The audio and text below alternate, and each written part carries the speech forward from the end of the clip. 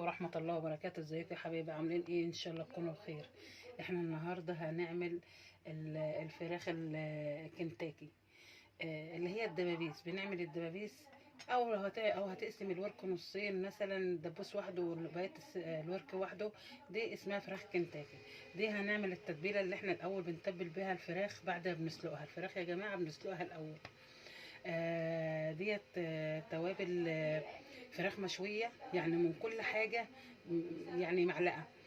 فراخ مشوية وشاورما وحواوشي اللهم صل على النبي، وشاورما.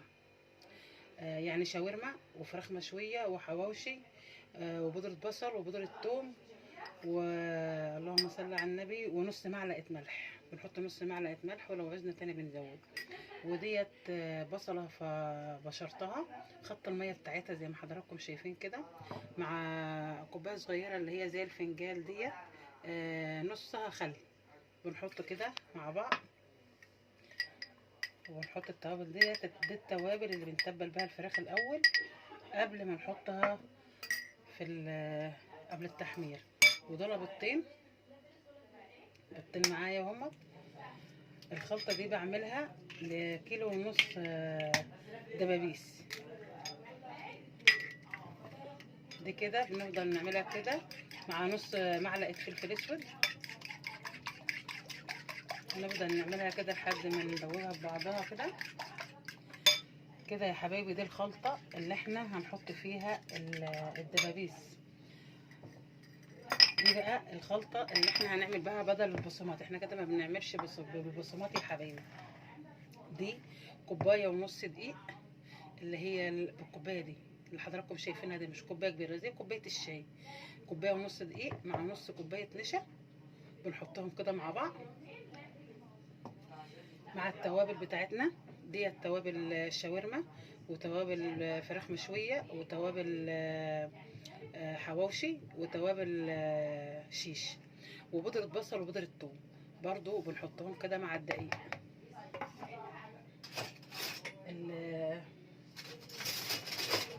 التوابل دي يا حبيبي، الخلطة دي اللي احنا بنعمل بيها بعد ما بنحطها. انا هوريكم برضو واحدة واحدة، بس انا بقول لكم يعني ايه عشان تبقى برضو حضراتكم عارفين معايا. دي بنقلب التتبيله كده مع بعضها، ونحط معاهم معلقتين شطه كبار مع الخلطه دي، مع خلطه الدقيق دي. ديت اللي بعد ما بنتبل كده الدبوس كده بنتبله في الخلطه. نرجع نعمله كده زي البصمات يعني دي خلطه كده زي البصمات. نرجع نعمله كده في الخلطه ديت ونحمر على طول. وتابعوا معايا. بصي يا حبيبي، انا عملت الخلطه اهيت، اللي انا هحط الدبابيس فيها واتبلها زي البصمات كده، زي ما كنا بتقلبها في البصمات كده. انا حطيت معلقتين شطه كبار، بس على الشطه يا حبايبي على حسب ما بتحبوا. لو ما بتحبوهاش حراقه ممكن ما تحطوش خالص. لو بتحبوها حراقه بسيط بتحطي معلقه، على حسب الشطه دي على حسب. وحطيت نص معلقه ملح صغيره، وتدوقي برده الدقيق كده وتشوفي متملح كويس ولا لا. واحنا كده بنبدا بقى نعمل كده في الخلطه بتاعتنا اللي احنا عملناها بالبيض وميه البصل والحاجات اللي انتوا شفتوها. نعمل كده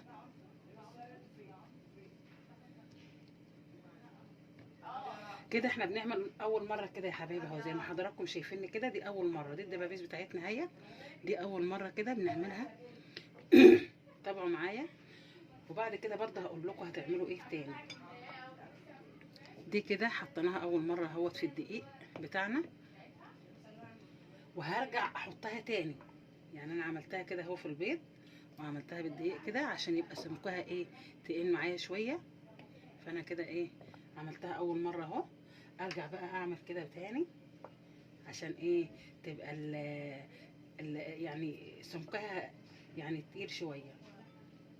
يعني ابدا احط كده، واحط تاني برضو في الدقيق تاني كده مرتين. يعني اعملها مره كده ومره بعدها تاني كده، يقوم يبقى ايه سمكها ايه تقيل. تطلع مقرمشه وحلوه جدا، هتعجبكم جدا جدا والله. لو عملتوها بنفس الطريقه دي هتعجبكم جدا جدا. بصوا سمكها بقى تقيل ازاي. هي لما بتحطها مرتين، يعني اول مره وتاني مره كده، ترجعي تقلبيها برضو بالدقيق تاني، السمك بتاعها بيبقى تقيل شويه، وبتبقى احلى يعني كده. وتقلبي كده في التوابل، في التتبيله اللي احنا عاملينها بالدقيق ديت والتوابل بتاعتنا زي ما حضراتكم شايفين كده اهو، بيبقى سمكها تقيل. اعمل واخر حاجه ما اخلصها ابدا التحمير بتاعي، هوريكم بعد التحمير. طيب احنا بعد ما حطيناه في الدقيق اللي انا وريته لكم بالتوابل والحاجات اللي احنا حطيناها، برجع برضه احطه في البيت تاني اللي انا عملت التتبيله اللي انا عملتها كده واحطها. دي خلطه كنتاكي الخشنه اهي، دي خلطه كنتاكي الخشنه بجيبها اهي الخشنه، واحط عليها من التوابل برضو من كل حاجه معلقه صغيره من نفس التوابل اللي انا حطيتها قدامكم. وبرجع احط كده في التوابل بتاعت الخشنه دي اللي هي خلطه كنتاكي دي الاجنحه والدبابيس اهي، برجع احطها كده معايا واسيبها قيمه 10 دقايق كده واحمر على طول. يعني بعد ما بخلص كده اجي محمره على طول زي ما حضراتكم شايفين كده. تطلع هي ايه زي اللي بتجيبيها الجاهزه، واحسن طبعا انت حاجه ضمناها وعارفاها وعاملاها في البيت وضمناها، تطلع حلوه كده زي ما حضراتكم هتشوفوها في الاخر. انا عملت بالتتبيله بتاعتي وبالدقيق زي ما هوريكم، وانا هبدا كده احمر. دي الدبابيس بتاعتي على فكره، احنا بنعمل دبابيس واجنحه بنفس الخلطه، انا عامله اهو اجنحه ودبابيس عشان بوريكم برضو اهو. دي دبابيس واجنحه، يعني ممكن تعملها بنفس التتبيله والخلطه كده. احنا بنحمر اهو، وهوريكم بعد التحمير. حبايبي ده احنا كده ايه حمرنا الفراخ الكنتاكي الدبابيس والاجنحه هي برضو زي ما قلت لكم انا بعملها اجنحه وبعمل دبابيس، وممكن تعمل الوراك عادي بنفس الطريقه وبنفس التتبيله اللي احنا عملناها. لو عملتوها بنفس الطريقه دي هتعجبكم جدا جدا، تعملوها وتاكلوها بالف هنا وشفا. السلام عليكم ورحمه الله وبركاته.